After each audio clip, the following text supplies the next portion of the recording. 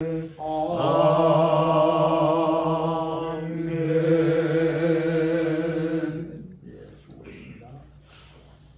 우리의 찬양처럼 나의 생명과 나의 참 소망은 오직 주 예수 분일세. 이 찬양 우리가 생각하시면서 주일 예배 묵도하심으로 시작하겠습니다.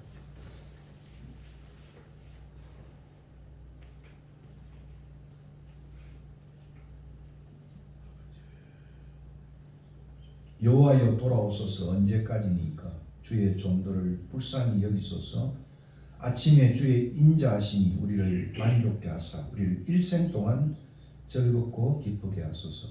우리를 괴롭게 하신 날수대로와 우리가 화를 당한 연수대로 우리를 기쁘게 하소서. 주께서 행하신 일을 주의 종들에게 나타내시며 주의 영광을 그들의 자손에게 나타내소서. 주 우리 하나님의 은총을 우리에게 내리게 하사 우리의 손이 행한 일을 우리에게 경고하게 하소서. 우리의 손이 행한 일을 경고하게 하소서. 아멘. 예, 하나님의 은총을 사모하여 우리가 오늘도 이전에 나왔습니다. 오늘 우리의 영혼을 받으시고 두세 사람 모인 것을 함께 하시는 약속 따라 저희 가운데 거하시며 은총으로 오늘도 우리를 보살펴 주시옵소서. 오늘도 흩어져 있는 우리의 모든 권속들 주님이 권면하셔서 하나님 예배한 일에 힘을 다하게 하시고 어디 있든지 간에 주를 경외하는 주의 종들 삼아 주시옵소서. 속히 코로나가 종식되어져서 일상을 회복하며 우리의 신앙이 다시 한번 주님 앞에 참으로 헌신되어지고 또 타오르는 불길처럼 살아오르는 귀한 날들 주님 우리에게 허락하여 주시옵소서. 오늘도 이 시간 성삼위 하나님이 우리의 예배를 받으시고 또 우리의 찬양을 받아주시고 기도를 받아주시고 우리의 헌물을 받아주시고 우리의 생을 받아주시옵소서. 신령과 진정으로 드려지는 복된 예배 되게 하여 주시옵소서. 감사하고 예수 그리스도 이름으로 기도하옵나이다. 아멘. 고백하겠습니다. 전능하사 천지를 만드신 하나님 아버지를 내가 믿사오며 그 외아들 우리 주 예수 그리스도를 믿사오니 이는 성령으로 잉태 하사 동정녀 마리아에게 나시고 본디오 빌라도에게 고난을 받으사 십자가에 못 박혀 죽으시고 장사한 지 사흘 만에 죽은 자 가운데서 다시 살아나시며 하늘에 오르사 전능하신 하나님 우편에 앉아 계시다가 저리로서 산자와 죽은 자를 심판하러 오시리라. 성령을 믿사오며 거룩한 공회와 성도가 서로 교통하는 것과 죄를 사하여 주시는 것과 몸이 다시 사는 것과 영원히 사는 것을 믿사옵나이다. 아멘. 찬송가 35장 함께 힘차게 찬양 올리겠습니다. 건영하오신 주 이곳에 오셔서 이 모인 자들로 주의 속 삼으사 그 중에 항상 계시고 그 중에 항상 계시고 그 영광 나타내소서.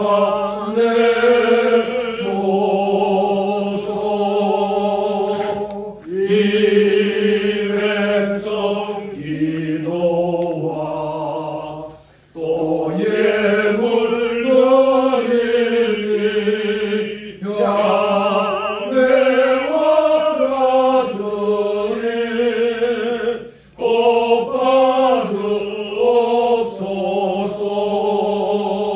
주 예수 거신 복을 주 예수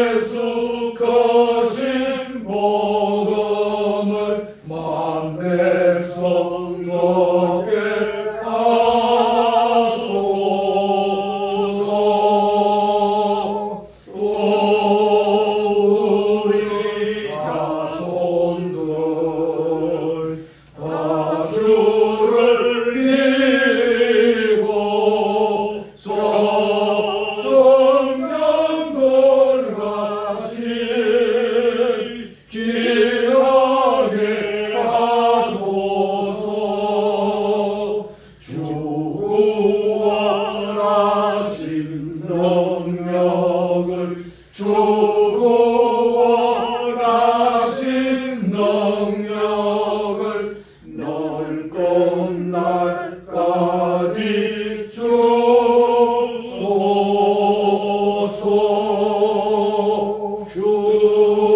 주님은 만민이 참 진리 지키며 성도들 같이 주 찬송하다가 저 천국보다 앞에서 저 천국보다 앞에서 널 찬송하게 하소서.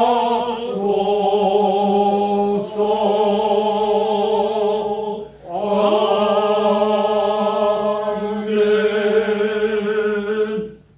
네, 시험을 대표하여 김영희 사모 나오셔서 기도해 주시겠습니다.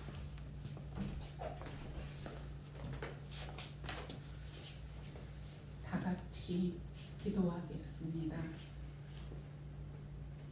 살아계신 하나님 은혜를 감사합니다. 오늘 주의 날을 주시고 우리로 하여금 바쁜 세상 일에서 손을 놓고 주님 생각하며 담대하게 주님의 보좌에 은혜를 구하여 나올 수 있게 해주시니 감사합니다. 우리가 신령과 진정으로 예배드릴 때 우리의 기도와 찬양과 또 말씀 속에 우리에게 하시고자 하는 말씀을 선포하여 주시고 우리의 마음이 깨달음이 있게 도와주시옵소서. 하나님 또한 여종에게 우리 기독교의 본산인 곳을 여행하게 해주시니 감사합니다. 하나님 그곳에 가서 마을마다 도시마다 고을마다 크고 아름다운 주를 경배하는 성전이 있는 것을 보았습니다. 참으로 그 크기가 말할 수 없고 그 아름답고 섬세함이 말할 수 없었습니다.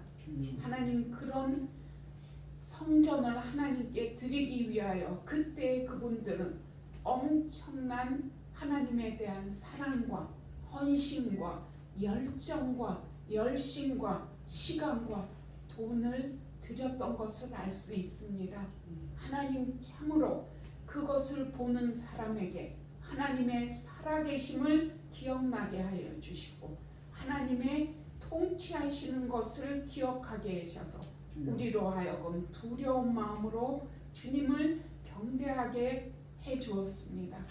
하나님 그러나 그때의 그 열심을 가진 많은 사람들의 자손인 오늘날 그 예배당은 비어있고 그 크고 화려한 예배당은 관광객이 채우고 있을 뿐입니다. 하나님 그것을 보고 우리가 다시 한번 회개합니다. 그 열심히 있던 사람들이 자녀들에게 주의 그 주님과 함께 일생을 걷는 법을 가르치지 않아서 후손들이 교회를 다 떠난 것을 보았습니다.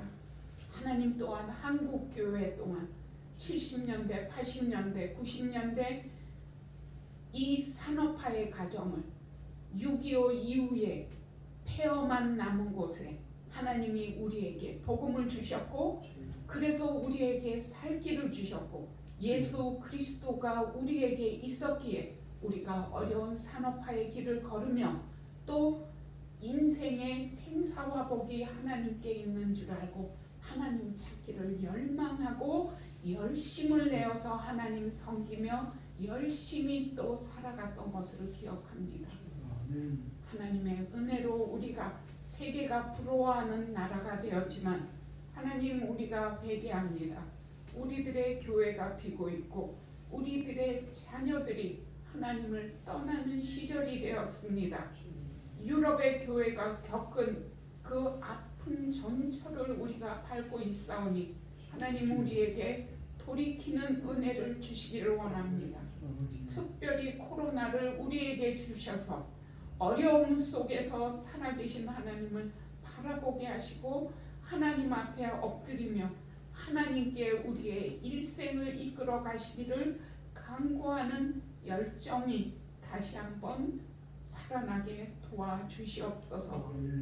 하나님, 코로나로 인하여 어려운 분들은 더욱 어려워지고 그런 형편에 있사오니 이 땅의 많은 교회에 위해 순례자의 집을 또 세워야 했던 이유가 아직도 돌봄을 받지 못하고 힘이 들어 복음이 전달되지 않는 주변에 있는 많은 분들에게 주의 무조건적인 사랑을 전하라고 세워주셨사오니 하나님, 우리로 하여금 이웃에 대한 관심을 갖게 하여 주시고 마음이 아프고 삶이 고된 분들을 찾아갈 수 있는 열정과 열심을 더하여 주시옵소서.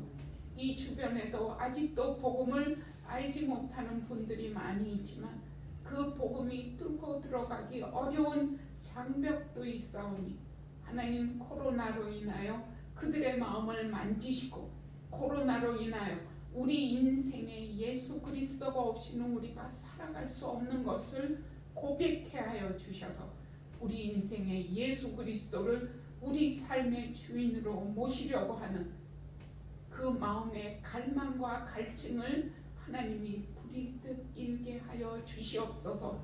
또 말씀을 먼저 받은 우리가 말씀으로 준비하고 기도하고 그들을 위하여 간구하며 섬기기를 애써서 그 복음의 은혜가 그들의 삶 속에도 전달될 수 있게 도와주시옵소서.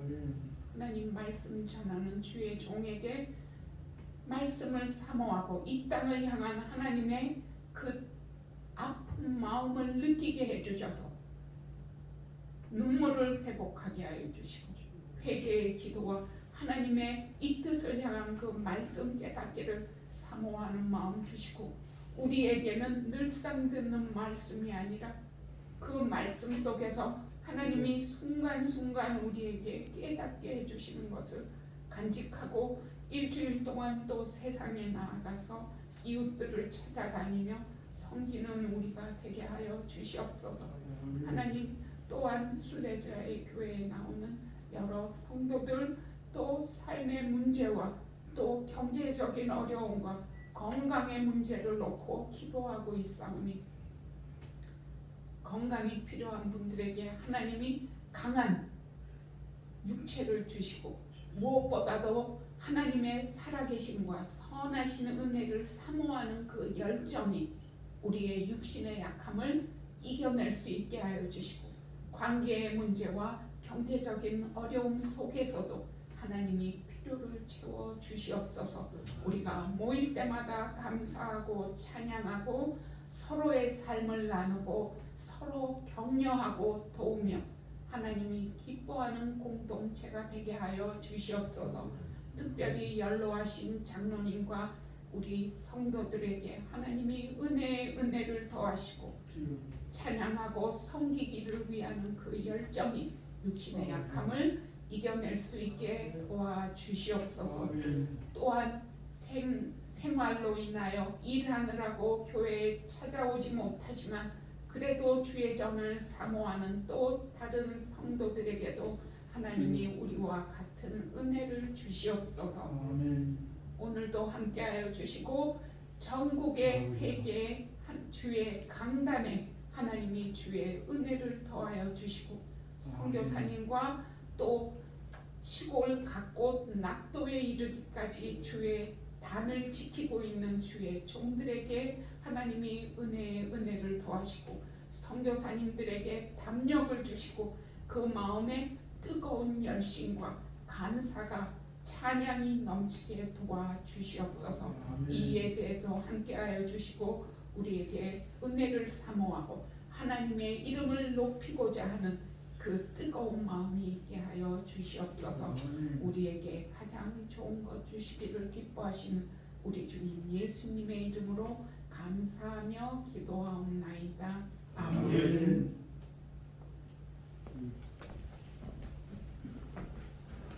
금요일에 우리 반주자님이 두 번째 이제 방암 주사를 맞았답니다. 아마 2주만 기다리면 반주장이 오실 것 같습니다. 다음 주일에는 차중구 장로님 기도도 해주시고 약속을 하셨습니다. 오늘 함께 볼 하나님 말씀은 창세기 17장 1절에서부터 8절까지 여러분 가지신 주보 뒤에 나와 있고 또 성경을 찾으시고 되겠습니다. 1절부터 8절까지 교독하시겠습니다. 아브라함이 99세 때에 여호와께서 아브라함에게 나타나사 그에게 이르시되 나는 전능한 하나님이라 너는 내 앞에서 행하여 완전하라. 내가 내 언약을 너와 사이에 두어 너를 크게 번성하게 하리라 하시니 아브라함이 엎드렸더니 하나님이 또 그에게 말씀하여 이르시되 보라 내 언약이 너와 함께 있으니 너는 여러 민족의 아버지가 될지라. 이제 후로는 너의 이름을 아브라함이라 하지 아니하고 아브라함이라 하리니 이는 내가 너를 여러 민족의 아버지가 되게 함이니라. 내가 너로 심히 번성하게 하리니 내가 내게서 민족들이 나게 하며 왕들이 내게로부터 나오리라. 내가 내 언약을 나와 너 및 너 대대 후손 사이에 세웠어 영원한 언약을 삼고 너와 너의 후손의 하나님이 되리라. 내가 너와 내 내 후손에게 후손에게 내가 거류하는 땅 가나안 온 땅을 주어 영원한 기업이 되게 하고 나는 그들의 하나님이 되리라. 아멘. 미국의 유명한 목사님인 스윈돌 목사님은 이런 이야기를 했습니다. 영적 성숙은 신속하게 출현하는 것이 아니라 반드시 시간을 거쳐서 차곡차곡 쌓아 올려야 하는 것이다. 탐욕이 돈의 화신이고 정욕이 성의 화신이며 교만이 권력의 화신이라고 한다면 속도는 깊이의 화신이다. 이렇게 말했습니다. 오늘 본질과 내용과 깊이보다는 오늘 우리 사회는 속도와 효율성을 강조하는 시대에 살고 있습니다. 이런 시대 속에 오랜 시간 속에서 영적 성숙을 추구하는 종교는 대단히 매력이 없습니다. 내면보다는 포장을 중시하는 시대에 우리의 신앙이 너무 제자도의 삶이 없는 비상적 신앙이다. 존 스타트는 그렇게 표현을 했습니다. 다시 말하면 순례 없는 깊이 없는 삶이 없는 비상적 신앙을 오늘 사람들은 추구한다. 그래서 은혜 없는 믿음도 문제지만 제자도 없는 믿음 또한 문제인 것입니다. 그래서 스윈돌은 현재의 북미 교회를 향해서 이렇게 일침을 가합니다. 수백만 명의 사람들이 그리스도를 믿겠다고 결심하지만 교회를 떠나는 비율은 매우 높다. 많은 사람들이 거듭났다고 주장하지만 그들이 훈련을 받아 성숙한 그리스도인이 되었다는 증거는 미비하다. 우리 문화에서는 하나님에 대한 메시지를 산뜻하게 잘 포장하기만 하면 무리 없이 판매할 수가 있다. 하지만 새로움을 잃는 순간 바로 쓰레기 더미로 향한다. 종교적 체험을 약속하는 시장은 거대하게 조성되어 있지만 열심히 크리스찬의 떡목을 쌓는 열정은 거의 없다. 또한 이전에 그리스도인들이 거룩함이라고 불렀던 것을 얻기 위해서 오랜 시간 훈련을 받겠다고 나서는 열의도 없다. 거룩함은 즉시 얻을 수 있는 것이 아니다. 하나님의 고요함을 받아들이기 위해서는 잠잠히 거할 시간과 인내가 필요하다. 오늘 북미의 기독교를 향한 일침은 여전히 오늘 우리 한국 사회에도 동일한 교훈이라고 생각을 합니다. 오늘 읽었던 이 창세기 17장 1절과 8절을 읽었는데요. 그 앞에 이제 16장 여러분이 16장 16절을 보시면은 이렇게 이제 성경은 언급하고 있습니다. 하갈이 아브라함에게 이스마엘을 낳았을 때 아브라함이 86세였더라. 86세였더라. 그리고 오늘 이제 17장 1절에 99세에 나타나셨다. 이렇게 성경은 말하고 있습니다. 13년의 세월이 지난 시간에도 제가 조금 언급을 했습니다만은 13년의 세월이 이 한 장으로 16장을 거쳐서 17장으로 들어오면 13년의 생활이 침묵의 공백을 채우고 있습니다. 13년 동안 환상도 목소리도 찾아오는 일도 없이 긴 침묵만이 아브라함의 인생의 공백을 메우고 있다. 그렇게 이야기할 수 있습니다. 13년의 시간 동안 아브라함은 얼마나 성숙했을까? 헛송세월만 보내었을까? 알찬 세월을 보내었을까? 궁금하지만은 알 길은 없습니다. 마치 요즘 드라마에 보면 한 사건이 지나가고 13년이 지난 후, 5년이 지난 후, 드라마도 그렇더라고요. 그 일생 동안 어떤 사건이 벌어지고 난 다음에 몇 년이 지난 후에 이렇게 드라마의 자막처럼 장면은 바뀌어졌습니다. 아브라함의 나이가 99세가 되어졌습니다. 이런 13년이 훌쩍 지나 하나님은 침묵 가운데서 다시 나타나셔서 자신을 새롭게 소개하며 아브라함에게 이렇게 말씀하고 있습니다. 저는 이 본문을 설교를 준비하면서 과연 이 13년의 기간은 뭘 의미할까? 그리고 다시 출현한 이 출현은 무엇일까? 그래서 오늘 제목을 다시 찾아와 언약을 갱신하신 하나님이란 제목으로 우리가 상고해 보고자 하는 것입니다.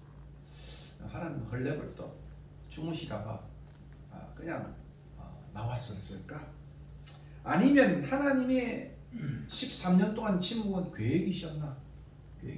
여러분이 이 아브라함의 생애를 가장 간결하게 요약하여 말하는 히브리서 11장 12절에도 보면 아브라함이 이제 아브라함을 죽은 것 같은 한 사람을 통해서 하나님이 수많은 사람들을 하나님이 그렇게 창출해 내셨다. 믿음의 사람을 창출해 내셨다. 이렇게 표현하고 있습니다. 아마 오늘 이 99세는 아마 이 12절의 표현처럼 죽음 것 같은 한 사람의 의미를 그대로 반영하고 있지 않을까 하는 그런 생각을 해봅니다. 나타나셔서 하나님은 이렇게 말합니다. 나는 엘샤다이 하나님이다. 전능한 하나님이라. 너는 내 앞에서 행하여 완전하라. 내가 내 언약을 나와 너 사이에 두어 너를 크게 번성하게 하리라. 자신을 나타나셔서 엘샤다이 하나님으로 전능자 하나님으로 소개하신 하나님은 99세의 아브라함과 다시 한번 영원한 언약을 체결함으로써 이제 그의 언약 성취는 대단히 가시화되어진 것 같습니다. 이제 99세에 여러분이 쭉 이제 8절 이하를 읽어보시면은 이제 내년에 아들을 주시겠다. 그리고 더 많은 이제 언약의 갱신이 쏟아지고 있는 것을 봅니다. 아마 놀라운 점은 이때로부터 이 99세로부터 아브라함의 생애가 전환점을 이루었다. 전성기를 이루었다. 놀랍지 않습니까? 60세도 아니고 40세도 아니고 모르겠습니다. 우리 이장모님의 생애는 전성기가 언제인지 모르겠어요. 40대가 전성기인지 50대가 전성기인지 모르겠습니다. 자기 아들을 잃었던 이동훈 목사님은 그 자기 아들이 그 40대가 가장 전성기였는데 이제 한동대를 졸업하고 또 변호사가 되어서 미국에 가서 잘 나가는 변호사 그런 것이었는데 그때 하나님이 불러가셨다. 돌아보니까 그 커리어의 완성 한동대도 수소로 졸업했으니까 그때가 전성기일까? 또 잘 나가는 변호사실이 전성기였을까? 이제 그런 이야기를 그 아들의 죽음을 기리는 예배에서 그렇게 이야기를 나누었습니다. 돌아보니 참 그 투병 생활 속에서 그 아들이 얼마나 하나님을 간절히 사모하고 하는지 자기가 보니까 그 아들의 전성기는 바로 그때였다. 암 투병하는 바로 그 시간이 가장 전성기였다. 이제 그런 이야기를 제가 들은 적이 있습니다. 아브라함의 생애의 전성기는 전환점은 절정을 이루는 것은 어쩌면 이때였다. 무튼 22장에 가서 방점을 찍는 그 이삭을 하나님 앞에 바치는 여호와 이레의 하나님을 우리가 보겠습니다만은 이때가 그의 인생의 전환기였다. 참 그렇게 이구동성으로 주석가들은 표현을 하고 있습니다. 그리고 확실한 약속 성취로 나아가고 있는 것을 봅니다. 왜냐하면 이때 전환점 목에서 그에게 새로운 이름을 주는 것입니다. 더 이상 이방의 또는 믿기 전의 그런 이름 아브람과 사레가 아니고 아브라함과 그리고 사라라고 하는 새로운 이름을 주었어요. 그리고 하나님의 언약은 더 깊은 의미로 갱신하고 있는 것을 봅니다. 창세기 12장 1절과 3절에 주어진 땅에 대한 언약도 자손에 대한 언약도 또 하나님과 사이의 언약 관계도 훨씬 더 구체적으로 구체화되어지고 확실해지고 있습니다. 땅의 약속도 보니까 이 땅 그러다가 이제 조금 지나니까 보이는 땅 그리고 이제 16장에는 애굽 강에서부터 그 큰 유브라데까지 그렇게 표현하다가 이제 드디어 너가 거류하는 이 땅 곧 가나안 온 땅 가나안의 말이 처음 나옵니다. 가나안 온 땅을 주겠다고 이제 구체화시키고 있습니다. 자손의 약속도 큰 민족 땅의 뒷걸처럼 한 아비의 아버지가 되고 자손이 별과 같이 된다. 한 아비의 아버지가 되고 셀 수 없이 많아질 것이다. 이렇게 점차적으로 나가다가 오늘 본문을 읽어보면 한 민족의 아버지가 될 뿐만 아니라 더 나아가서 열국의 아버지, 열국의 아버지. 그러니까 all nations. 그러니까 이스라엘하고는 한 민족의 그 아비가 되는 것이 아니라 온 열국의 온 민족의 아버지가 될 것이라고 하는 그런 말씀을 주고 있습니다. 그리고 언약 관계는 이제는 나는 너희 하나님이 되고 너는 내 백성이 되는데 이 관계로 끝나는 것이 아니라 내 모든 자손의 하나님이 될 것이다. 그 언약 관계가 더 공고해지고 더 넓어지는 모습을 우리가 여기서 읽어보게 되는 것입니다. 이제 이 언약에 따르면 아브라함의 하나님은 이스라엘의 하나님을 넘어서서 열국의 하나님이고 드디어 우리 모두의 그 열국 가운데 우리가 들어가잖아요. 우리 모두의 하나님이 되시는 것입니다.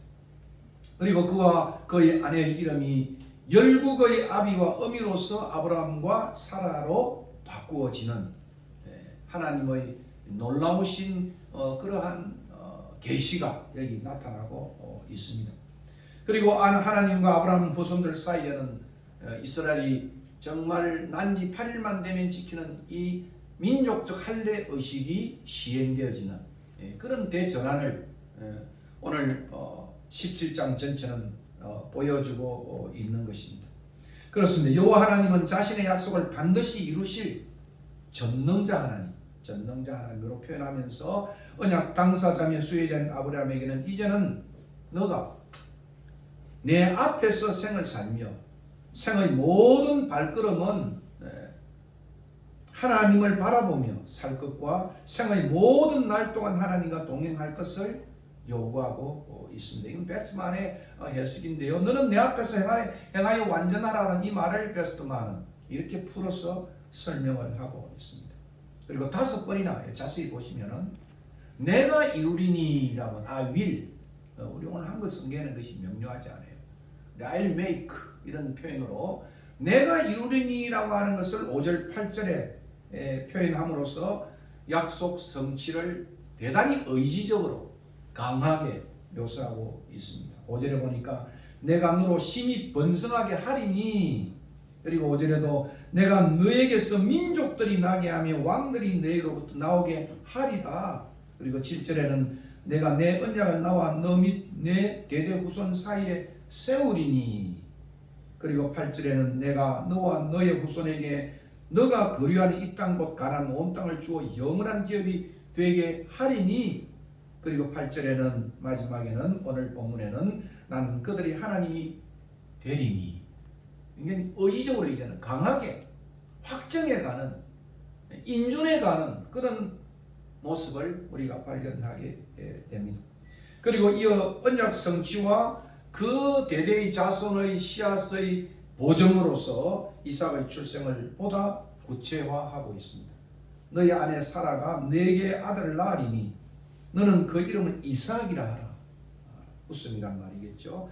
내가 그와 내 언약을 세우리니 그의 후손에게 영원한 언약이 되리라. 아브라함과 맺은 언약이 이제는 영구적인 대대를 이어가는 영구적인 영원한 언약이라고 표현하고 있을 뿐만 아니라 21절에는 내년에 이제 드디어 아기다리 고기다리던 그 아들이 이스마엘인지 뭐 수많은 그죠 의심과 그런 기다림 속에 드디어 이제 내년에 이 시기에 사라가 내게 낳을 이삭이라고 표현을 하고 있습니다. 이 언약의 갱신은 아브라함이 이제는 13년의 세월이 흘러서 하나님의 표준에 잘 이르렀기 때문에 이루어진 것은 아니었습니다. 하나님은 약속을 지키시는 신실하신 분이기 때문에 언약 갱신이 이루어진 것이다. 그러니까 아브라함이 13년 동안 참 덕을 많이 쌓아서 하나님 보시기 좋아가지고 하나님 감동해서 야 나 이제 아브라함 찾아가겠다 한 것은 아니었습니다. 오히려 더 절망의 시간은 깊어간 거예요. 99세가 되어지고 사례는 임신하는 것도 보지 아니하고 드디어 이스마엘이 탄생해서 이제 13살의 소년이 되어졌을 때 아브라함의 마음은 오늘 10장에 나중에 보면 이스마엘을 세우지요. 그렇게 말한 것을 보면 아브라함의 13년의 생애는 여전히 방황하고 또 여전히 절망하고 13년 동안 그냥 그럭저럭 이제 아마 잊으면서 살아왔던 그런 삶이 아닌가 그런 생각을 해보는 것입니다. 우리는 아브라함의 약전을 읽으면서 이 점을 놓치지 말아야 하는 것입니다. 그가 믿음의 조상 12개의 조상이 된 것은 아브라함의 인간적인 노력이나 아브라함의 성숙 때문이 아니라 철저히 하나님의 은혜의 찾아오심이었어요. 그리고 이장님이 쓰신 책처럼 이끄심이었다. 하나님이 찾아오시고 하나님이 이끌어오시는 그런 것입니다. 이 나이에도 이 99세의 나이에도 아브라함에게 아직 미래가 남아있는 것은 그의 노력이 아니었어요. 그것은 하나님의 은혜의 하나님, 약속의 하나님, 전능하신 하나님이기 때문에 가능하다는 것을 우리는 잊지 말아야 하는 것입니다. 그러면 저는 오늘 이 본문을 통해서 무엇보다도 다시 아브라함을 찾아오신 하나님을 좀 우리가 생각해 보아야 할 것입니다. 하나님의 약속을 신뢰하지 못하고 인간적이고도 세상적인 방법으로 그 약속을 이루다가 가정이 풍파가 났어요. 사례는 하나님을 원망하고 하나님께 화가 나고 또 자기 남편에게도 화가 나고 또 자기가 좀 너그럽게 했던 그 하갈에게도 화가 나가지고 가정은 깨어지고 하갈은 도망을 치고 참 풍지박산이 됐던 어려움을 겪고 이제 겨우 가정이 봉합이 되어진 것 같습니다. 하갈을 다시 이끄셨어. 애굽으로 내려가던 그 하갈을 다시 가나안으로 출애굽하는 여정을 우리가 지난 시간에 보았습니다. 다시 집으로 돌아온 하녀이자 첩인 이 하갈에게서 아들 이스마엘을 얻어서 아마 두 가지는 배웠겠죠. 청종하시는 하나님. 이스마엘이라고 하는 것은 샤마라고 하는 단어가 있다고 했죠. 청종하시는 하나님. 로에라고 하는 이 셈의 이름도 살피시는 하나님을 하갈을 통해서 들었을 것 같아요. 이렇게 배우면서 산지 13년의 긴 세월을 지나간 후에 하나님은 바로 이때에 이 연약하고 인간적인 노인 아브라함을 잊지 않고 다시 찾아왔습니다. 이것이 1절의 의미예요. 아브라함이 99세 때에 여호와께서 아브라함에게 나타나셨다. 그리고 아브라함에게 자신은 약속을 반드시 이루시고 성취하시는 엘샤다이 전능자 하나님이시다. 전능자 하나님이시다. 그렇게 말씀하고 있습니다. 오늘 이 본문을 보면 여호와라는 이름과 엘샤다이라고 하는 이름이 중첩에 나타납니다. 여호와라는 이름은 여러분 출애굽기에 보면 하나님의 이름을 묻잖아요. 모세가 그때 이제 I am what I am 나는 스스로 계신 분이다. 야훼라고 하는 이 말 속에는 하나님이 정말 영원히 현존하시는 충족한 하나님이라는 말을 의미를 갖고 있는 그 하나님이 여호와 하나님께서 주도적으로 먼저 직접 찾아오셔서 자신은 지금 낭망에 있는 이 상황이거죠. 이 나이도 되고 상황도 되고 그 마음도 되겠죠. 거기에 엘샤다이 하나님으로 말씀하신다는 사실을 언급하면서 아브라함과 다시 언약을 갱신하시고 그의 후원자, 보호자 되심을 다시 한번 확정하고 있습니다. 그 말은 무엇입니까? 나는 너와 내 자손이 하나님이 되고, 이게 언약 갱신의 언약의 가장 중요한, 이걸 어렵게 말하면 카바란타 포뮬라, 언약의 그 형태예요. 그 형태의 가장 핵심은 나는 너의 하나님 되고 너는 내 백성이 될 것이다. 내 백성이 될 것이다. 무엇보다 하나님 자신이 그의 보호자며 후원자로서의 계약의 당사자가 된다. 그의 인생의 모든 면에서 하나님이, 전능자 하나님이 내가 너의 하나님이 될 것이다. 너의 하나님이 될 것이다. 이렇게 말하고 있습니다. 그리고 약속의 약속을 복에 복을 더하시는 것을 봅니다. 3절에 내가 내 언약을 나와 너 사이에 두고 너를 크게 번성하리라. 크게 번성하리라. 그리고 이어서 보라 내 언약이 너와 함께 있으니 너는 여러 민족의 아버지가 될지라. 후에는 이름조차도 내가 열국의 아버지라고 부를 것이다. 그리고 또 6절은 심히 번성하게 하리니 내가 너에게서 민족들이 나게 하며 왕들이 내게로부터 나오리라. 내가 내 언약을 나와 너 및 내 대대 후손 사이에 세워서 영원한 언약을 삼고 너와 너 후손의 하나님이 되리라. 그러니까 그 전능자 하나님이, 엘샤다이 하나님이 너희 하나님이 되게, 너희 하나님. 그리고 내가 너와 너 후손에게 내가 거리한 이 땅 곧 가나안 온 땅을 주어서 영원한 기업이 되게 하고 나는 그들의 하나님이 되리라고 약속하고 있습니다. 이렇게 99세의 아브라함을 다시 찾아오셔서 축복의 언약을 갱신하신 하나님은 우리의 신앙의 순례길에 정말 큰 위로가 되는 것입니다. 아브라함아, 너는 내가 전능자라는 사실을 알기 바란다. 알기 바란다. 확실히 인간의 불가능한 상황은 하나님의 위대함을 배우는 시간이 분명한 것입니다. 하나님은 자신의 전능하심을 가르치기 위하여 99세에 나타나셨다. 99세에 나타나셔서 아브라함의 이 불가능한 99세의 상황을 사용하셨던 하나님이 바로 우리의 하나님입니다. 우리의 상황 속에서도 마찬가지예요. 이것이 하나님의 방법이고 하나님의 타이밍인 것입니다. 어떻습니까? 우리 역시도 인간 아브라함처럼 하나님을 전적으로 신뢰하지 못하고 얼마나 인간적이고도 세상적인 관점에서 의심하고 낙심하며 살아오지 않았습니까? 내가 끌어온 믿음의 순례길에 방황하고 세상과 착한 결정으로 내 상황이 엉망진창이 되었을 때도 하나님은 나를 포기하지 않으시고 기억하고 찾아오신 적이 참 많았던 것 같아요. 나의 믿음 없음으로 인해 내 삶이 엉망진창이 되었을 때도 전능자 하나님, 약속하신 언약의 하나님은 우리를 포기하지 아니하시고 우리를 기억하시고 찾아오시는 하나님이신 것입니다. 요한복음 13장 1절에도 자기 사람을 사랑하시되 끝까지 사랑하시는 이 언약의 하나님, 이 하나님이 아브라함이 하나님이고 우리의 하나님이시다. 이런 아브라함에게 찾아오셔서 약속의 약속을, 축복의 축복을 더하시고 그와의 언약을 다시 풍성하게 넘치도록 갱신하는 것입니다. 근데 흥미로운 점은 오늘 이 본문을 읽어보시면은 17장에 언약이라는 단어가 13번 나옵니다. 13번. 그 중에 9번이 두기도의 관찰에 의하면 구약 두기약 9번이 나의 언약이다. 나의 언약이다. 나의 언약. 다시 말하면 이 언약은 아브라함의 언약이 아니었습니다. 우리가 흔히 언약 신화를 공부하면 아브라함의 언약, 노아의 언약, 모세의 언약, 다윗의 언약, 예레미야의 언약 이런 표현을 많이 써요. 물론 다윗과 함께 하신 하나님의 언약이겠죠. 그러나 어떤 의미에서는 아브라함과 맺은 언약은 아브라함이 요구한 아브라함의 언약이 아니었습니다. 철저하게 하나님 편에서 주도하신 하나님의 언약. 하나님의 언약. 이 언약은 하나님의 주권적인 면을 강조하고 있는 것입니다. 다시 말하면 아브라함과 맺은 이 언약은 하나님의 나의 언약이기 때문에 하나님이 택하시고 하나님이 주도하시는 하나님의 은혜로운 언약이다. 그러므로 아브라함의 연약한 믿음과 행동에도 불구하고 하나님은 이 99세가 되어진 참 재기불능한, 모르겠어요. 지금 우리 뭐 강경노님은 지금 82세시죠?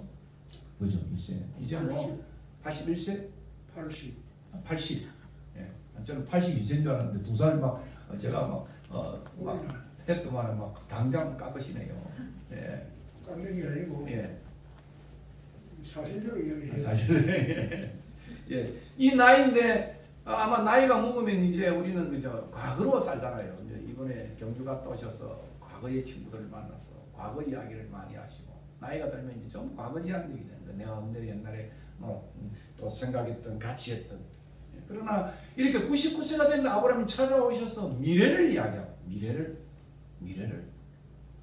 열국의 아비가 되겠다. 하나님 장난도 심하시네요. 이 나이에 뭔 열국의 아비가 되겠습니까? 내가 다 태가 끊겼고 내 안에도 보면 태가 다 끊겼는데 웬 열국의 아비가 막 이스마엘은 아시죠? 이스마엘이라고 하시죠? 그렇게 말했지 않습니까? 오늘 본문을 읽어보시면은 예?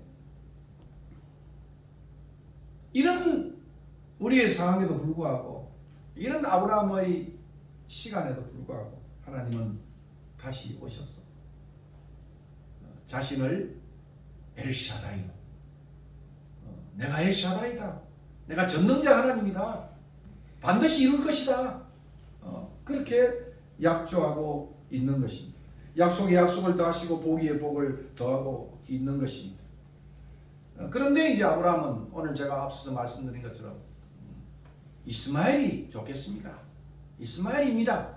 이렇게 말하는 그와는 하나님은 달리 이스마엘을 택하지 아니하시고 이삭을 택하는 것을 보게 됩니다. 그 이유는 뭐겠습니까? 하나님의 초대 이삭이 잘 응답하고 이스마엘은 거절했기 때문입니까? 그것도 아닌 거예요. 이삭은 아직 태어나지도 않았어요. 이스마엘은 13살의 소년에 불과한 것입니다. 이것은 전적으로 하나님의 주권적인 선택이며 하나님의 권리였다. 그래서 하나님은 반복하여 9번이나 이 언약을 아브라함에게 강조하고 있습니다. 내 언약이다. 나의 언약이다. 내가 하겠다. 나의 주권으로 나의 권리로 전능하신 하나님이 이를 이루시겠다. 그렇게 말씀하고 있습니다. 그렇다면 이스마엘을 버린 겁니까? 제 아내하고 이 설교를 나누다 그랬어요. 많은 사람들이 왜 이스마엘은 그러면 어떻게 생각했느냐? 이스마엘도 사랑하셨어요. 여러 모양으로 20절에 보면 이스마엘을 복 주십니다. 12 민족의 두령이 되게 하고 이스마엘도 축복해 주시는 겁니다. 그에게도 할례를 베품으로 언약의 자손이 되는 징표를 주셨습니다. 13살이 된 이스마엘이 이 할례가 시행되자마자 거기서 25절과 26절 읽어보면 할례를 시행했던 것을 우리는 보게 됩니다. 그렇다면 하나님의 은혜로운 이 주권적 선택에 서자인 이스마엘은 감히 항변할 수 있을 것인가? 항변할 수 있을 것인가? 마치 토기장의 비유처럼 하나님 마치 그 시장에 나와서 가장 당시 시장에서 여러분 보시면 제일 건강한, 저도 이제 여기 공사하다 보니까 여기 인력 하는데 몇 번 갔어요. 가서 보니까 아침에 또 그 성경에 나온 것과 비슷하더라고. 여기 이제 조금 제가 늦게 갔더만은 여기는 다 사람들이 없어요. 그래서 마편까지 제가 갔습니다. 거기 가니까 뭐 온 외국 노동자들이 그 안에 20-30명이 가득 앉아 있었어요. 제일 제가 보면 저는 누구를 택하겠습니까? 제가 보면 제일 일 잘하고 그죠? 똘똘하게 생기고 이런 사람을 택할 거 아닙니까? 근데 제일 마지막 남은 사람들은 아마 그 당시에는 전부 장애자였을 거예요. 장애인이었을 거예요. 그런 사람들이 남았는데 하나님이 그 사람들에게도 똑같은 하루의 일당을 주었다 이거죠. 그때 처음 나온 사람이 난 저 아침부터 나왔는데 왜 나는 더 주지 않습니까? 계약은 하나님이 그대로 주신 거예요. 하나님이 더 사랑한다고. 그죠? 여기를 돈을 떼가 준 게 아니잖아요. 항변할 수 없는 거예요. 이스마엘도 지금 항변할 수 없는 하나님의 축복의 그러한 자리에 있게 되어졌습니다. 그러므로 이 언약이 하나님의 주권적이고 더 제가 말하면 은혜로운 언약이기 때문에 아브라함 편에서는 그의 반응은 오직 전적 순종밖에 없었다. 이렇게 말할 수 있습니다.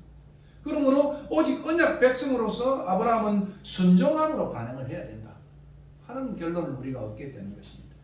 아브라함이 여호와 하나님 전능자 하나님께서 자신을 찾아오셔서 말씀하신 언약 갱신의 그 풍성한 분명한 내용을 들었을 때 오늘 본문에처럼 그는 엎드리지 않을 수 없었던 것입니다. 그리고 그는 하나님의 명령을 따르지 않을 수 없었습니다. 이제 하나님의 명령하시는 대로 이러한 은혜로우신 하나님 앞에서 온전히 행하는 삶을 살아야 됩니다. 이전에 나와 있는 거죠. 그래서 구약자 베스만의 이 구절의 설명을 다시 한번 여기서 덧붙이면은 이제는 너가 내 앞에서 생을 살며 생의 모든 발걸음은 나를 바라보며 살 것과 생의 모든 날 동안 나와 함께하는 삶을 살아야 된다. 이 베스만의 이 짧은 2절을 굉장히 아주 아름답게 토를 달고 주석을 달고 있는 것을 봅니다. 이것이 전능하신 은혜로우신 하나님과의 언약 관계를 맺은 아브라함의 삶이고 미래인 것입니다. 그러면 언약 관계가 무엇입니까? 하나님과 언약 관계. 앞서 제가 말씀드렸지만 하나님이 나의 하나님이 되고 나는 그의 백성이 될 것이다. 이게 언약의 포뮬라의 가장 중요한 핵심이 되는 것입니다. 그 전능하신 하나님, 그분이 나의 하나님, 나의 구원자가 됩니다. 여러분이 형편이 어려웠을 때, 계약을 맺었을 때 누가 내 보증인이 되느냐, 그죠? 누가 내 한 사람이 그것이 하나님, 전능하신 천지를 하신 하나님이 나의 보증인이고 나의 후견자가 된다. 나를 기르시는 하나님이다. 나를 정말 기르고 후원하신 하나님이다. 그런 의미가 바로 여기에 있는 것입니다. 그리고 그것은 더 나아가서 아브라함만의 하나님이 아니라 너 자손에 이르기까지. 너 자손이. 나이가 들으니까 아들도 생각나고, 그죠? 손자 보면 더 좋지 않습니까? 대전 가셔서 손자 보면 좋은지 안 좋은지 잘 모르겠습니다만 아마 행복하실 거예요. 손자를 안아보시면. 팔은 좀 아프지만. 그러니까 자손에 대한 생각을 하는데 그 자손에게까지도 영원히 그들의 하나님이 될 것이다. 그들이 구원자가 될 것이다. 그들이 목자가 될 것이다. 이렇게 표현하고 있는 것입니다. 이 얼마나 놀라운 특권이에요. 천지를 창조하신 전능하신 하나님, 은혜로우신 하나님이 나의 하나님이다. 그리고 내 자손의 하나님이다. 자손의 하나님. 오늘도 아침에 전화를 하면서 우리 둘째 보고 야 돌아오라. 좀 돌아와서 아빠를 좀 도와줘라. 그리고 좀 이걸 가지고 좀 아름답게 우리가 여기서 문화예술의 센터로 한번 만들어 보자.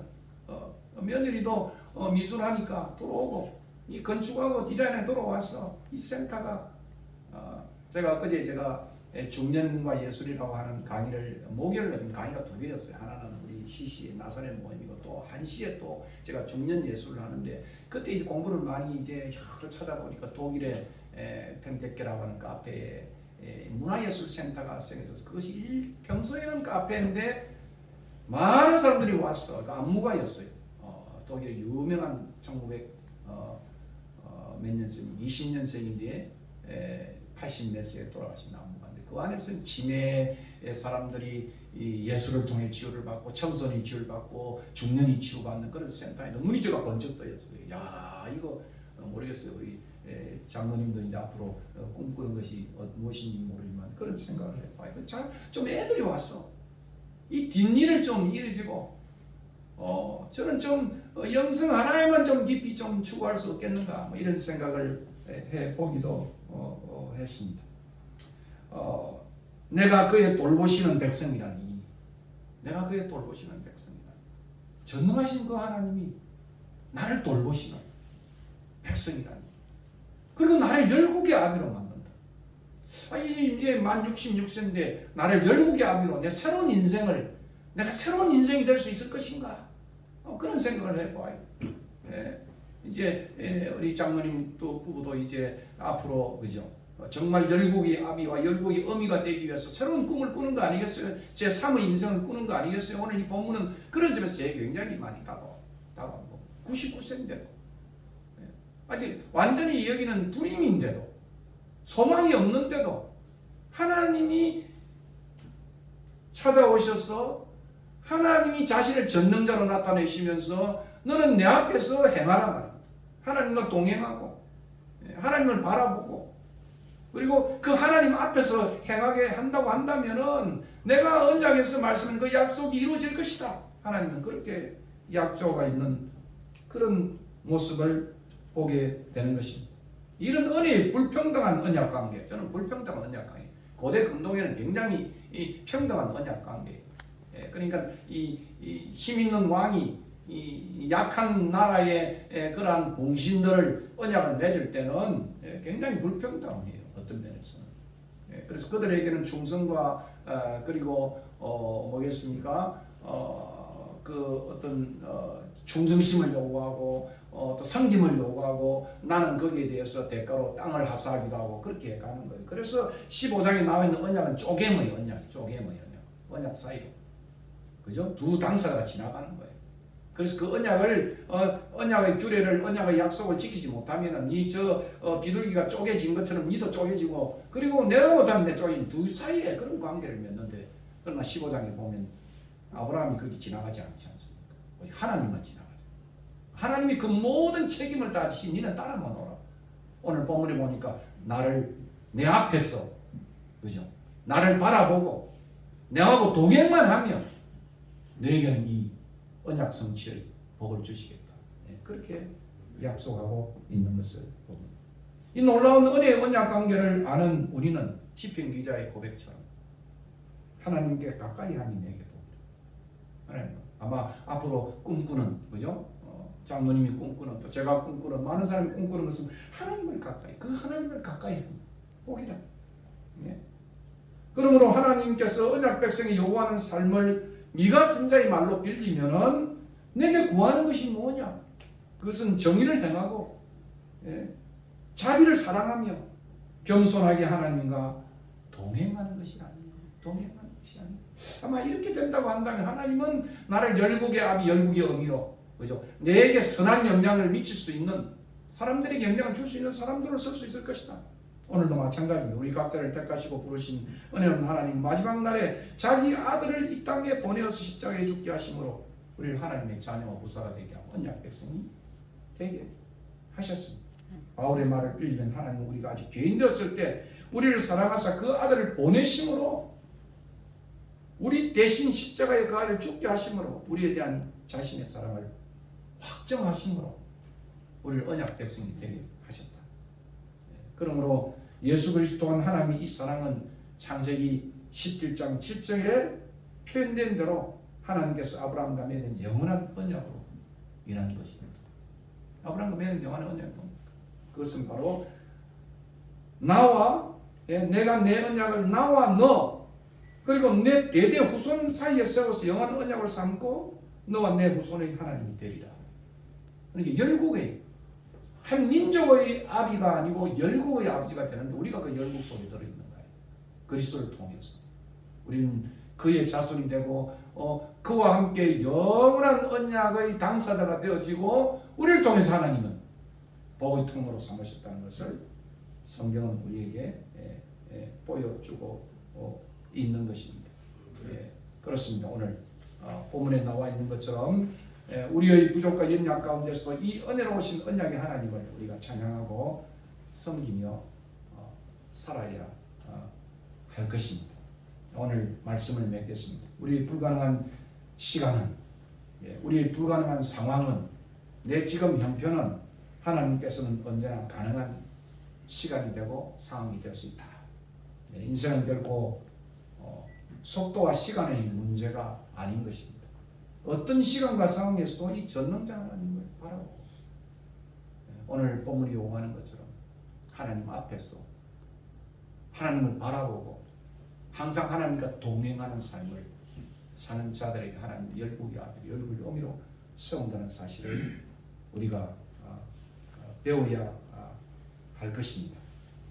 아브라함과 사라가 된 것처럼 우리 모두는 이와 같은 신앙의 사람이 되기를 진정으로 축원합니다. 열국의 아비와 열국의 어미가 되는 것은 하나님의 주권적인 이끄심이, 하나님의 주권적인 은혜로운 이끄심이, 그리고 두 번째는 하나님 앞에서 하나님을 바라며 하나님을 동행하는 삶이 수반되어지는 것을 요구하는 것입니다. 여러분 잘 아시는지 모르겠습니다만 빌리 그레함이 소년 때 일이었어요. 제가 한 설교집을 보면서 이런 예화를 발견을 했습니다. 그때 이 시골 전도자 이름이 모르드게 햄이었어요. 모르드게 햄.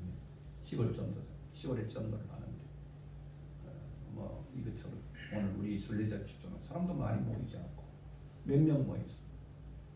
그래서 마음에 아마 목사들은 그렇잖아요. 열심히 준비했는데 사람이 많이 모이지 말고 마음에 좀 부담이 오잖아요. 이게 뭐 접을까? 그만둘까? 이런 이제 갈등 속에 있었답니다. 이 모르드게 햄이라는 이 시골 전도자. 근데 오늘 성령께서 말씀하셨어요. 야, 너 뭘 그렇게 고민하느냐? 참된 그 사역이라는 것은 얼마나 영향력을 미치는데 여기 있는 사람 중에 한 사람이라도 변화되어서 그 사람이 영향력 있는 사람이 된다면은 그건 의미가 있지 않느냐? 어느 날 기도하는 중에 그런 음성이 들려요. 근데 아니나 다를까 한 소년이 나와서 그 설교 속에 또 그 사역 속에 은혜를 받고 헌신을 했어요. 근데 그 사람이 바로 빌리그레요. 열국의 아멘이 이렇게 되는 거예요. 열국의 의미는 이렇게 되는 거예요. 거창한 것이 아니라 아까처럼 하나님 앞에서 하나님을 바라고, 그죠? 그리고 하나님과 함께 동행하면서 그 영향력을 미쳐가는 것, 그것이 진한 것이다. 그런 생각을 합니다. 오늘 이 말씀이 여러분의 가슴에도 제 가슴에도 깊이 와닿는 말씀이 되었으면 참 좋겠습니다. 찬송가 295장 찬송 드리겠습니다.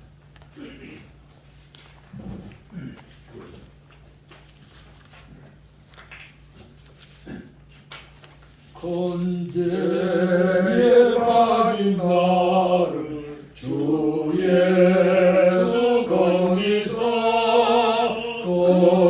넓은 품에 다시 부어주신 은혜는 저보다 깊고 저 하늘보다 높다. 그 사랑 영원토록 나 찬송하리라. 날로 귀하다. 날로 귀하다. 한없이 날로 우리 주의 사랑 날로 더욱 귀하다. 옛날의 유대 땅에 주 예수 다닐 때 그 은혜 받으려고 큰 무리 모였네. 눈먼 자병자를 바로 쳐주셨으니 날 가져 죄인까지 그 은혜 받도다. 날로 귀하다. 날로 귀하다. 한없이 날로 우리 주의 사랑 날로 더욱 귀하다. 주것이 사랑은 만 백성 위하여 그 십자가의 고난 다 받으셨으니 그 속죄 받은 성도 큰 소리 함께 높여 온 천지 울리도록 주 찬송하리라.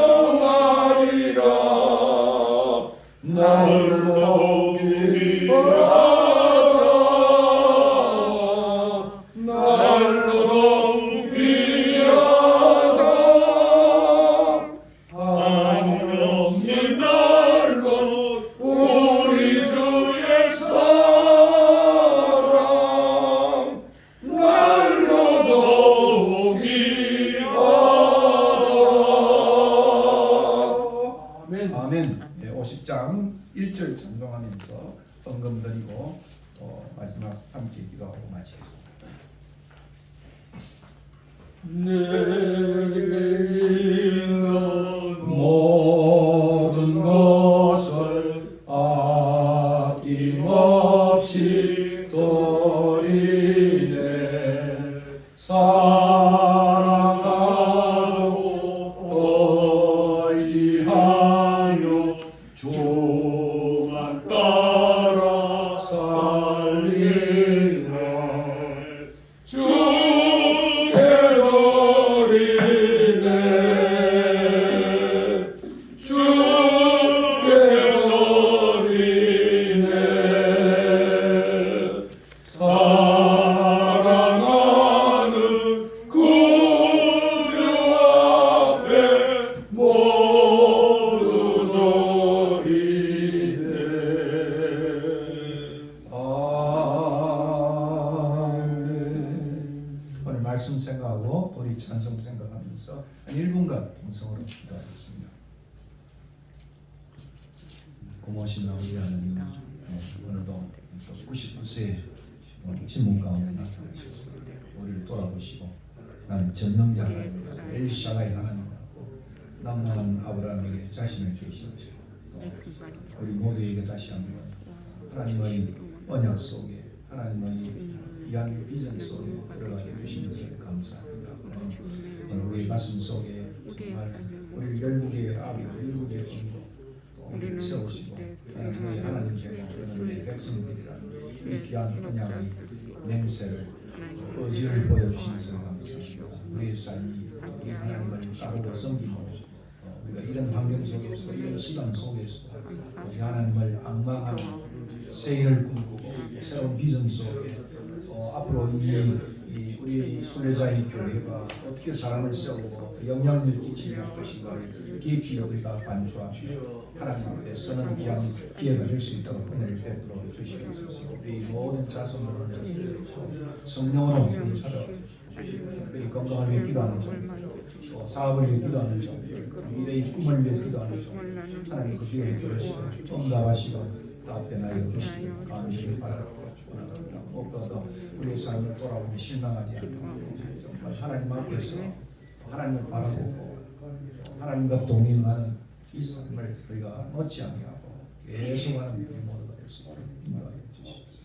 고맙습니다. 하나님, 이 시간 우리가 말씀을 듣고 다시 한번 우리 생을 돌아봅니다. 하나님, 우리를 통하여 거룩한 꿈을 가지시고 이루시길 기뻐하시는데 이 놀라우신 전능자일서의 하나님, 우리가 참으로 불신하지 아니하고 이 하나님을 바라보고 꿈을 꾸고 우리의 이 순례자의 집이 참으로 미래의 영향력 있는 사람을 키우는 그런 집단 될 수 있도록 하나님 은혜를 베푸시고 이 꿈을 가진 주의 종들에게 더욱더 하나님 앞에 가까이 가는 복을 허락하여 주시고 또 건강이 좋지 않은 우리의 모든 주의 권속들을 기억하시고 또 회복시켜 주시고 새롭게 하나님 앞에 일하는 종들 되게 하여 주시옵소서. 흩어진 우리의 모든 권속들을 하나님 이 시간도 지켜주시고 모든 악과 유혹과 시험에서 건져주셔서 참으로 믿음의 대대 후손으로 언약의 백성으로 또 신앙의 사람들로 꿈의 사람들로 커가는 귀한 자손들 되게 인도하여 주시옵소서. 오늘도 미창한 주의 종들을 기억하시고 또 그들이 어디 있든지 간에 실족하지 아니하고 하나님을 바라며 앙망하는 그들의 일터가 되고 또 터전이 될 수 있도록 인도하여 주시옵소서. 특별히 코로나가 빨리 종식되어져서 일상을 회복하되 그 일상은 우리의 예배의 회복이며 또 우리의 신앙의 회복으로 한국교회를 새롭게 하여 주시기를 간절히 바랍니다. 오대양 육대교회가 있는 우리 모든 선교사들 실족하지 아니하고 오늘도 이 음성 듣고 전능자 하나님 앞에 참으로 그들이 받았던 그 꿈을 포기하지 아니하고 하나님 앞에 나아가는 귀한 순례자들 또 선교사들이 되게 인도하여 주시옵소서. 드린 헌금입니다. 받으시고 이 헌금이 쓰이는 곳마다 참으로 이 놀라운 하나님의 역사가 일어나는 일에 활용되게 하시고 이제 코로나가 끝나가는 이 시점에서 이 주변에 있는 많은 사람들이 이 하나님을 발견하고 이 하나님을 믿고 따르는 놀라운 역사가 우리를 통하여 일어날 수 있도록 하나님 권면하여 주시옵소서. 아멘. 이제는 우리 주 예수 그리스도의 은혜와 그 아들을 아낌없이 보내신 하나님의 크신 사랑과 성령의 교통하심이 오늘 이 말씀 속에 다시 한번 우리가 힘을 얻고 우리가 비록 나이가 어떠하든지 간에 하나님 앞에서 새일을 꿈꾸고 과거로 회상하는 신앙이 아니라 미래를 꿈꾸고 현재에 충실한 그러한 아름다운 순례자들, 사명자들 그런 종들을 하나님께서 품으시고 헌신하는 이 종들의 가슴 속에 이 삼위 하나님의 놀라운 은혜가 지금부터 영원토록 함께 있을지어다. 아멘. 감사합니다. 우리 김선영 집사님한테 제가